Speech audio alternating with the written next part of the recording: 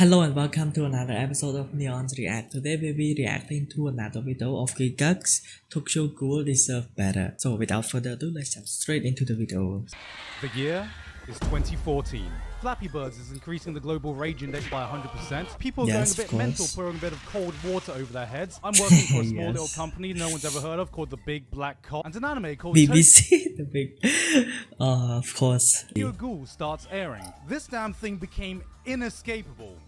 If you were on Tumblr, you'd see that goddamn. Oh yeah, that goddamn man. Especially the opening song, like when Tokyo Ghoul just dropped, like there's a lot of people play the opening song at like out in public and stuff. Edgy mask at every convention you'd go to, and the world was introduced to one of the most iconic anime openings of all time. Yeah, the most iconic. It rightfully deserves it. Like I'm not gonna say that the opening is bad. It's really amazing. Unravel. If Rene's Circulation was the weeb smash hit song, this became our national anthem. Yes. Don't lie.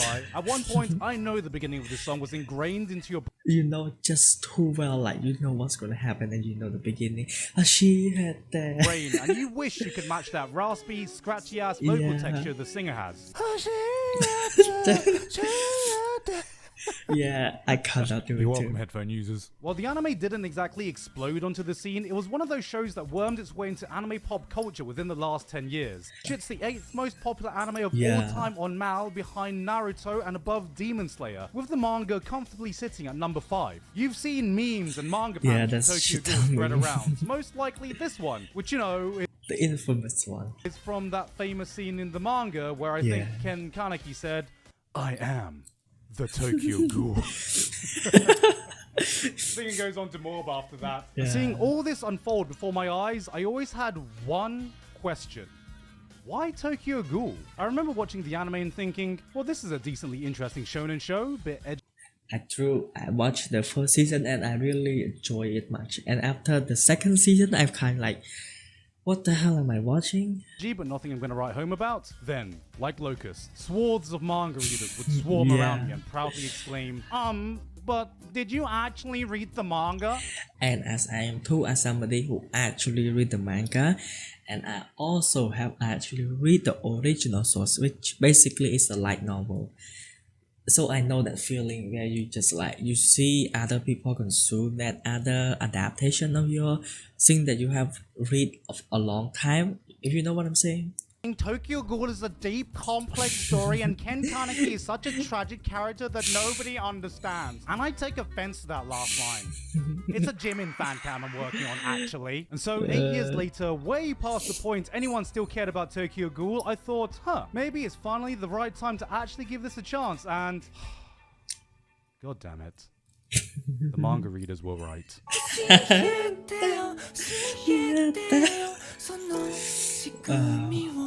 And sound exactly like humans, except they are stronger, faster, have superhuman abilities, but most importantly, they have a hunger they need to satisfy. One that cannot be quelled by for human. Food. It's a hunger that is only satisfied by feasting on the flesh of humans. Yes.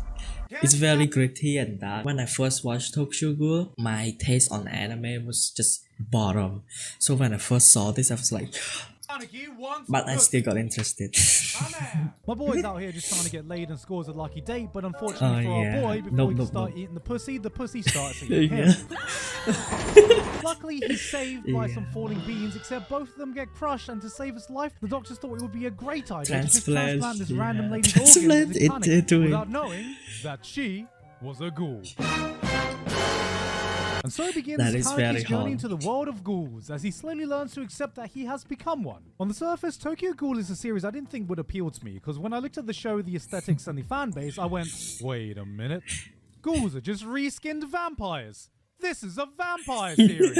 I'll be honest, I'm just not a big fan of vampire shows. Sure, there are definitely some cool ones, but a lot of the times it's just not my vibe. Especially the ones I see that have dark, sexy, broody. Oh yeah, Nobilism. So. Oh, just look how hard this guy's angsting. Oh, it's so mysterious. It's for the fan girl. Sorrowful. Oh god, I bet he doesn't have any hair on his nipples. I call them Tumblr shows, which, seeing how popular Tokyo Ghoul got on there, just reaffirms my preconceptions. Because you gotta admit, some of these aesthetics radiate I'm 14 and this is deep energy. Yes. When I first watched it, I was also 14 and It was deep indeed. The type of show with the fan base, you wouldn't be surprised buying a jar of corpse husband's bathwater and posting images like, there are 2 wolves inside of me. One wants to eat, the other wants to eat. Maybe I'm just fucking fat. And at the beginning, it seemed like pretty much that. Ghouls eat humans, so ghouls equal bad. Kaneki good, because he's fighting against bad ghouls. But when I started to really see what the story was about was with the introduction of the CCG, or the organization that was created to hunt the ghouls. government and This stuff. guy, and I mean, just fucking look at him. This I can put on a red lunatics. spacesuit and run down the street shouting Among Us, and I still look less sus than this guy. He shouldn't be letting near a playground, let alone a position of authority, so when we see him taking pleasure in murdering a young ghoul's mother, we kind of start to realize, wait, are we the baddies? Before you know it, different factions start forming on both the ghoul and human side of things, each with their own philosophies of the right course of action to take. Tokyo Ghoul crafts this world where the conflict just feels organic. Every single character has a reason they're part of this fight, a part of this war, and it always feels justified no matter how scummy a person they may be. Sometimes humans are the monsters, sometimes ghouls are the monsters, a lot of the times both are the monsters, and in between there are a select few just trying to there's so many interesting aspects about the anime and find peace in all this chaos. Tokyo Ghoul tricks you into thinking this is a story of the struggles of ghouls trying to find a way to exist in a world of humans. And then halfway through, it's like, psych, bitch! Here's Tokyo Ghoul Re, where we shift perspective. Yeah, the Tokyo Ghoul, it just like shifts so much that I cannot get into it. From the destruction and despair ghouls can bring. You can't blame ghouls for needing to consume the diets they need to survive any more than you can blame humans for defending themselves from being the hunted. In this world, there are no good guys and bad guys, just guys trying to survive in the place they were born in and are willing to fight with their life on the line to protect it. Which is totally respectable. Every character has their own biases, their own prejudices, and the more you find out about them, the less you can blame them for feeling the way they do. And that's what I feel sets up what makes this series truly shine, which is Kaneki himself. Now I fully admit, at the beginning, every time Kaneki opened his mouth, I let out a big sigh and eye roll because it was a bit like... It's just way too annoying. Only after like several episodes, then the character development start to kick in. It's just annoying as hell. But as the series progresses, you see that he's the perfect character to carry you through this story. He's someone who's born as a human that was turned into a ghoul and as such acts as the perfect middle ground between the two worlds. Here is someone who sees the twisted, unfair, broken world for what it is, and because of that he's in a constant internal battle with himself, unable to fully let go of his human side, but unable to fully accept his ghoul side. There are 2 wolves inside of him. Oh god, please stop it. The more I hear it, the more cringe I am. Sorry, couldn't resist. The dynamic of Kaneki's internal struggle is to me what made this manga so compelling. Little by little, you get to see the transformation of this naive, young, whiny, annoying brat also known as character development, become a symbol of the 2 sides he represents. Tokyo Ghoul is Kaneki's story through and through, and seeing his journey and how it ties in thematically with the story being told, by the ending of Re, I could absolutely see why he became one of the most iconic characters in the world of manga. All this just because Ken Kaneki wants pussy. Yes! Of course, every scene. The thing that absolutely stands out is the art on display here. You can see Sui Ishida starting off a bit rough at the beginning, but as the series goes on, you can really see him coming to his own. Not only resulting in some he started to have his own art style. Legendary panels, but just becoming an absolute master at being able to portray a person's mental state. Kaneki's internal conflict wouldn't have hit nearly as hard if the manga wasn't able to so skillfully convey the raw mess of emotions people can go through. Dialogue bleeds in and out of speech bubbles, paneling loses all sense of structure, the page breaks down just as much as the... Oh wait, is it the infamous? Oh yes, the infamous. But I'm pretty sure you guys have watched it already. Characters too. When Ishida wants to show you characters in a... When I first watched Tokyo Ghoul, like the ending, I started to learn to do this in school. You don't just see it, you feel it. One of my favorite moments is when they introduce the concept of each CCG officer having to write a will and testament before they go off on a dangerous operation, just in case. And we spend some time just seeing a few people's different approaches. Some send a final message to their family, some just detail who gets what assets. Then we zoom in on one fresh-faced guy who's having trouble writing his. He seems nervously enthusiastic about the operation that's about to take place, and so he ponders and eventually writes the message he wants to before we turn the page to see this. And you understand everything you need to know about what's going through this man's mind. This is why the manga is held in such high regard, but improperly handle this material and you can very much easily misconstrue what makes this manga stand out. So, you know what? Let's talk about Edge. No, not that one. Not that one either. Oh. There we go. I'm not gonna No lie, way. one of the biggest Why we things that talking? put me off Tokyo Ghoul initially is that judging from the anime and the fan base that follows it, it just seems like it's trying to be Wait, was that Sea Dog?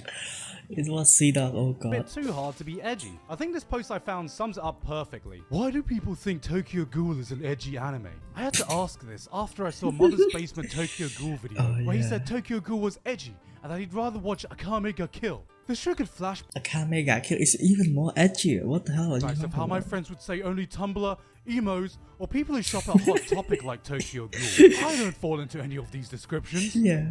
but I do use Tumblr sometimes. That's the same fucking shit, bro. Yeah, I'm I also just... find it hard to verbalize exactly what the difference is between a story that's dark and adult versus something that's edgy. What makes something like Berserk mature versus something like Akame ga Kill? Both are filled to the brim with violence, have messed up things happening throughout the story, and are full of crazy, larger-than-life characters. But at the end of the day, edginess is just a feeling that you get. Berserk has one of the most engrossing stories in the history of manga, a message at the heart of the tale that can move the toughest of men. Whereas for shows like Akame ga Kill, Mirai Nikki, Elfen Lied, you get the feeling that they are trying to be violent and shocking for the sake of being violent and shocking. Watching these give me the same feeling as seeing a teenager trying to seem way cooler than Then they actually are, yeah. they actually are, but where that boundary lies can differ from person to person, and the line between mature and edgy is something that can be paper thin. Tokyo Ghoul is a series that lives on this line. It was born there. My boy Kaneki set up camp out Yeah, Kaneki is the borderline between edgy and also the middle ground of it. there and is navigating it like a goddamn trapeze artist walking down to the tune of Evanescence Bring Me Back to Life. But through his style of storytelling, Ishida manages to keep his manga ever feeling like it's gone full edge. You know, for the longest time, I saw this panel of Kaneki saying, I Yeah. am tragedy, being passed around on the internet, and I was God. like, Oh god. cut my life into pizza and give me a plastic fork because this edge is slicing me up. You know, I can't deny, with this aesthetic and style, out of context, this line of dialogue Yeah, it seems just to look fit like- perfectly. But it was only after reading the manga did I find out that this is a bloody parody edit. Kaneki doesn't say anything like this in the series, but it shows that all it takes is changing a few words, a few lines of dialogue for Tokyo Ghoul to fall right down there into the depths And that inside, but it's actually... of Edgeville. I felt that Ishida managed to avoid this when I was reading the manga, but in the anime, that definitely wasn't the case. And to properly portray my points, I got to talk about one of the big early turning points in the manga, so if you haven't seen up to the ending of season 1 in the anime, then I'll be Yeah, you too. doing a spoilery timestamp on YouTube so you can skip ahead. Yeah, you can also skip ahead too.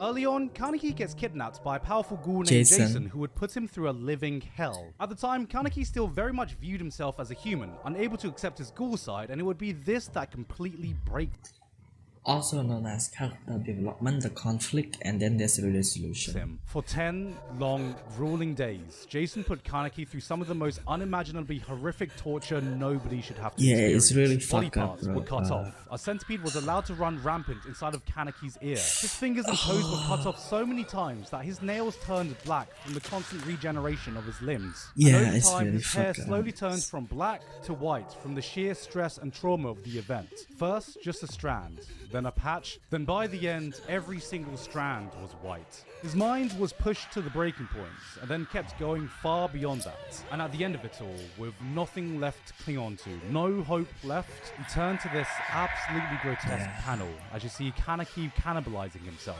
eyeballs popping out, fingers clawing his face off, as he finally accepts I actually watched the anime, and that scene was not gruesome as the manga panel. Just wow. I guess that's why Tokyo Ghoul really deserve better, huh? that he is a ghoul. Seeing this panel for the first time, I got such a guttural reaction of a mix of so many different emotions, and it was such a powerful, raw way to show Kaneki completely breaking His hard shit dealing with all of that shit. Oh, down wow. and accepting his ghoul side. Now, how did the anime do this? Well, yes, Oh yeah, it was not as good. The different feeling of the anime and then the manga panel, it feels totally different. Ooh, I'm a nice shocked. friendly chat with Rise before having a little cheeky bite of her, and then for I'm some reason his hair shocked. instantaneously turns white, and before he remembers to wipe the Nando sauce off his mouth, we get this. Yeah, and then this. I am a ghoul. I'm not saying this is the worst way to adapt it. I'm not even saying that this is a bad scene overall, but come on, man. Yeah. Can we even compare? The first time I saw this scene, my guttural reaction was, oh, you better watch out, Jason. Can it? Same. We all want to root for Kaneki to beat Jason up, but in the manga, you feel the hardship of Kaneki, his hardship dealing with being a human and also a ghoul. Edgy's in the house. Yes.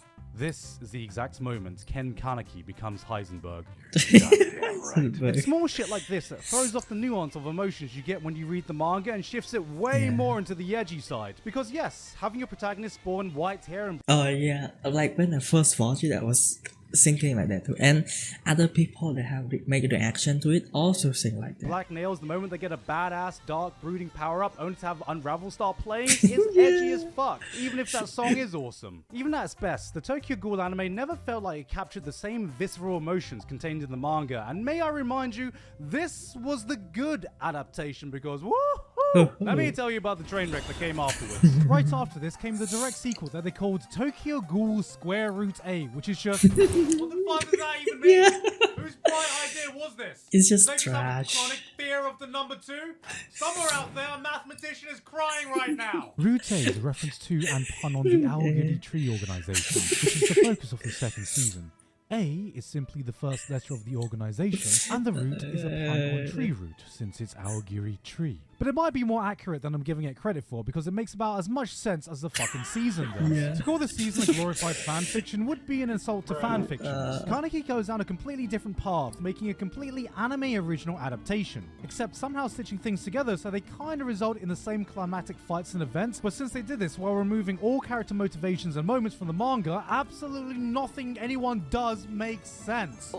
This is what would happen if you gave the Tokyo Ghoul manga to Stevie Wonder and asked him to recreate the events he read. By removing the same context, by removing the small character Oh yeah, the motivation, the goal, and the reason behind the action is removed from the anime. Then you just feel that character just do what the plot propel them to do. Oh, now I know why season 2 is just trash. moments, by removing all nuance in the story, not only do the developments not make any fucking sense, but oh boy, get ready to walk down that boulevard. Oh yeah, the infamous scene. Oh god. Broken dreams, because we're taking that lonely road right into Edgeville. Tokyo Ghoul is yet another victim of a manga with an anime adaptation that completely squandered everything that made it great. The Tokyo Ghoul readaptation tried to salvage it, but by that point it was too late. And even then, I just don't think the studios were good enough to portray the same emotions Ishida was able to etch into his manga. Do I think the manga is a masterpiece? Not quite. I think there was a quality dip in the later half of Re where everything started to feel a bit rushed, and I'm not gonna lie, some of the fight scenes are just really hard to follow. What a perfect reason for an anime adaptation. But even though the road to get there was messy, Ishida found a way to give a conclusion to all his characters that left me feeling absolutely satisfied. There is so much more here than the edgy Tumblr show I originally thought it was, and I'm glad I gave it a chance. Tokyo Ghoul deserved better, and I should have listened to... Now I understand Giga Point. It really does deserve better. Comment down below. Tokyo Ghoul deserve way better than this. The side of me that ignored my preconceptions earlier. Guys, I guess what I'm trying to say is... there are two wolves inside of me. Oh god, please. Okay, so that's the end of the video, and if you enjoy it, like it. If you don't, dislike it. And also don't forget to subscribe. It's been your boy Neonz. Goodbye.